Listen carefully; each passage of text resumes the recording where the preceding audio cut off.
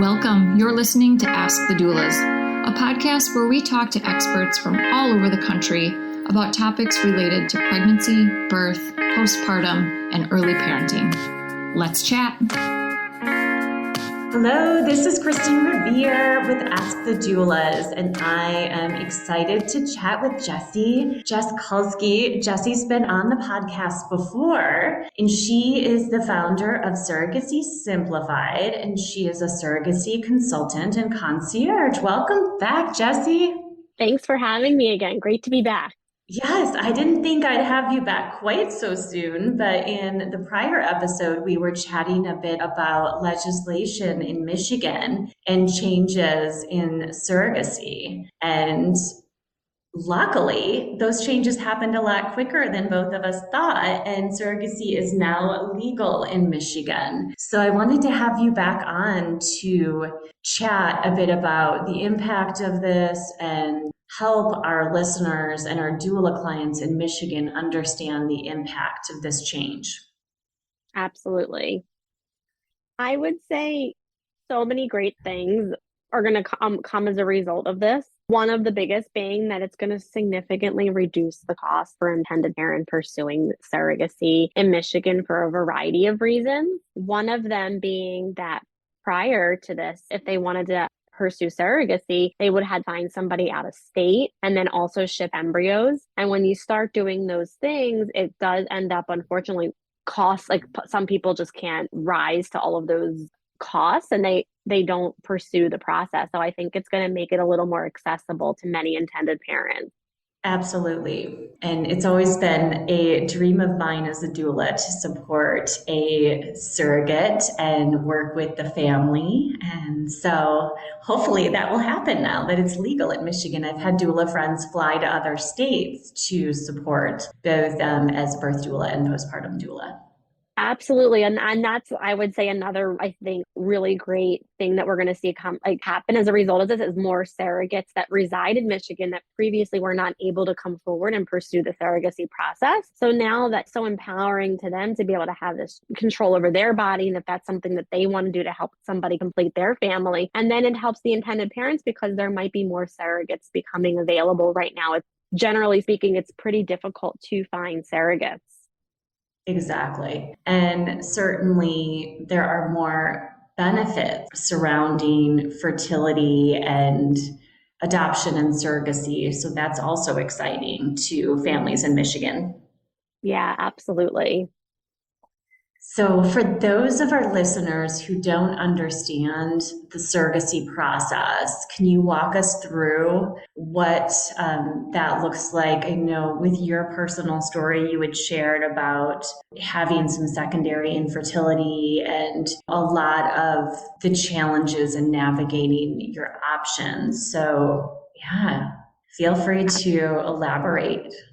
Absolutely. So walking through the process, and I'm going to give the very high level overview just because it can get a little complicated, but I would say one of the first parts would be creation of your embryos. So going to the fertility clinic, for some people, they may have already been trying on themselves for a while and now turn to surrogacy, or others may have to go ahead and create embryos knowing that this was always going to be their path. And then from there, deciding what type of journey do you want to have? Do you want to use an agency to help you match with a surrogate? Do you want to go a more independent route where you have a family member or a friend, or maybe you use social media to find a surrogate, or sort of a hybrid like myself where you might have somebody come forward to carry for you, but then you have me guide you and or a consultant in general work and do all of that end coordination. Yes. So once you kind of figure out the type of journey you want to have, after that, it's really matching with the surrogate through whatever method you're going to use. Excellent. And so you mentioned working with an agency or the option of working with a consultant or concierge like yourself. What would you do as a concierge for families in Michigan who are looking for this support? I think for them, especially because Michigan hasn't really been doing much surrogacy before. Previously, you could do an altruistic or an uncompensated arrangement. So maybe the fertility clinics have had some experience, but really, I think it's going to be so much education for the intended parents because surrogacy hasn't really happened before. They may not have friends that have gone through the process, and really breaking the process down for them and helping them feel less overwhelmed, whether that's during an initial consult, just giving them a high level overview of all the different steps involved, helping them understand their choices in terms of the type of journey, the cost associated with different things, and just really helping the parents feel empowered to make these types of choices while they're on their surrogacy journey and feel like they have somebody there that really understands it and can take them through the process as hopefully stress-free as possible. Excellent. And Jessie, how would you be working with doulas, or if other doulas outside of Gold Coast are listening and are interested in connecting clients who are, say, struggling with secondary infertility and interested in their options? I would be curious about your role in relation to birth doulas or bed rest doulas, or certainly the postpartum, the day and overnight newborn care that we offer. Absolutely. So there's a couple different ways. I would love, part of what I do is having this rich network to refer to my clients. And a lot of intended parents do want that doula support for their gestational carrier. So I would say to absolutely reach out and thinking about making sure that the surrogate feels really supported during her journey. So oftentimes that is making sure that I have that coordinated for the parents for the delivery, that we have a doula ready to go. And then following the delivery, whether the surrogate needs some care following and needs that extra support with the help of a doula, or the intended parents want somebody at the home to kind of support them in this transition to parenthood. Yes. And I know sometimes surrogates do end up on bed rest in those final days or weeks. Yes. And it can be helpful if they have other children at home to bring in an antepartum doula to help feed the kids, get them snacks, help make the couple who is supporting the surrogate feel like they are able to make a difference and impact as well.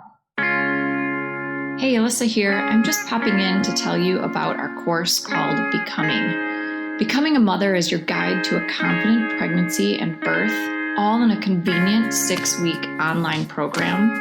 From birth plans to sleep training and everything in between, you'll gain the confidence and skills you need for a smooth transition to motherhood. You'll get live coaching calls with Kristin and myself, a bunch of expert videos, including chiropractic care, pelvic floor physical therapy, mental health experts, breastfeeding, and much more. You'll also get a private Facebook community with other mothers going through this at the same time as you to offer support and encouragement when you need it most.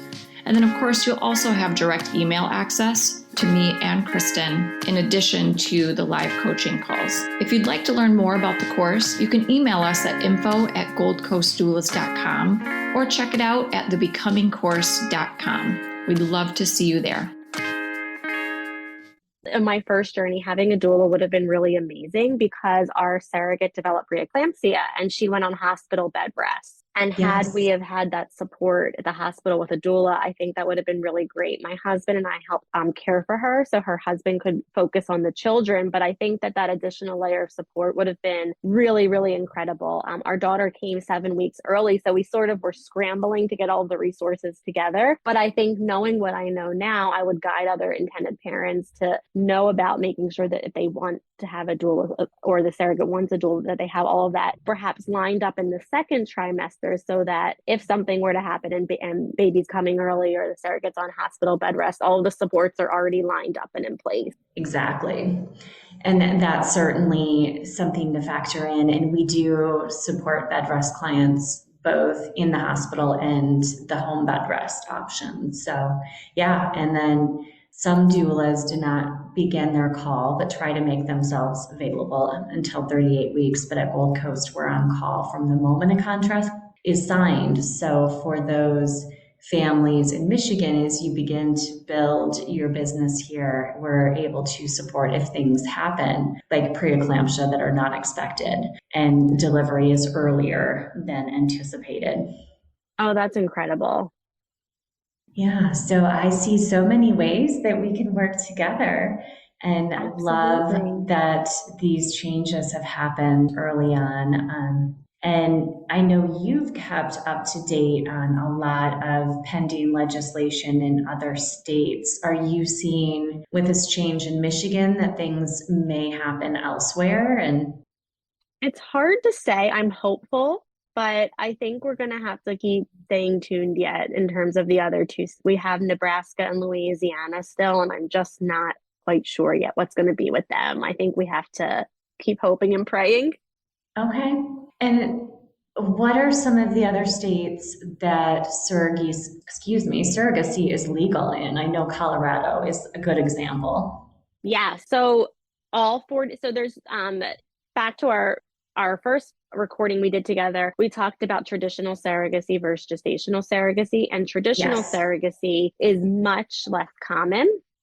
And when you say surrogacy nowadays, it's interchanged with gestational surrogacy, which is when it is the surrogate has no biological connection to the child. So when I say this, I'm referring to gestational surrogacy. It's now legal in 48 of the 50 states. Traditional surrogacy is not, it's much less states. I don't even know offhand because it's just so rare nowadays. But really, any state is okay to move forward in, I would say, with the exception of Louisiana and Nebraska. Okay. Exciting. Yes, So, what are your absolutely. tips for our listeners who are considering this option to begin moving forward? I would say balancing becoming informed with going into a rabbit hole and spiraling because there's so much to know. So, really trying to make it digestible. I offer a free surrogacy ebook that anyone listening is welcome to download. We can have it listed in the show notes for everybody how to access it. And then also learning about like the cost, thinking about the relationship you might want to have with your surrogate, just starting to think through some of these points is really valuable so that when you're in the middle of the journey, it can go much more smoothly and efficiently. And I think also just to end it with being patient with the process. It's not a quick one, but it's definitely so beautiful and so worth it. Yes, and as you mentioned, it's not a quick process. What is the average time I would that say, oh, go ahead.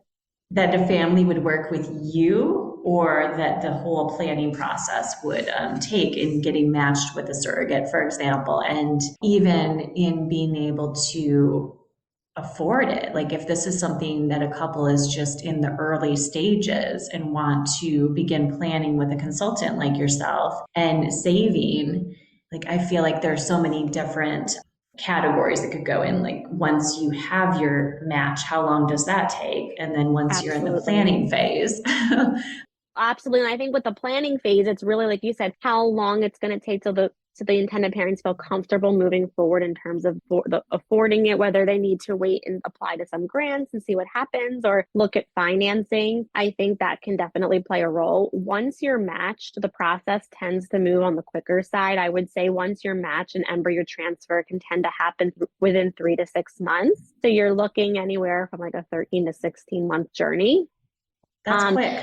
Yes. And I would say like the surrogacy in general, from probably thinking about surrogacy to baby, would probably range from a year and a half to 2 years, depending upon how quickly it takes to match, how quick different parts of the journey go. Like there's always a range on different, like how long you get through the legal process or IVF creation or just the different steps that are involved. And that plays a role in the overall timeline. Thank you for explaining all of this, Jessie. And yes, I am excited to share your download with our listeners as well. So I appreciate Oh, you thank offering you. that. How Yes, can our absolutely. listeners connect with you outside of, through the download? You can always send me an email at Jessie, Jessie at surrogacysimplified.com. Also, my website, which is surrogacysimplified.com, has a landing page where you can book an initial complimentary consultation if you're getting started on your journey, whether that's you're ready to move forward or you're just like deciding and feeling overwhelmed. I'm here for you. And I also would suggest if you're on social media, I post a lot of really valuable tips and reels. And that is also just Surrogacy Simplified as well. You can follow me there. Yes, you're on LinkedIn, Yes. Instagram, any other social spots? I'm on the others, but I'm most active, admittedly, on Instagram and LinkedIn. Same, agreed. Well, thank you. It was great to chat again, and I look forward to working with you in Michigan, Jessie. Yes, likewise. Have a great day. Thanks for listening to Ask the Doulas. For more information about Gold Coast Doulas, visit us on our website, goldcoastdoulas.com. We're also on Instagram, Facebook, and YouTube. If you like this podcast, please subscribe and give us a 5-star review. Thank you. Remember, these moments are golden.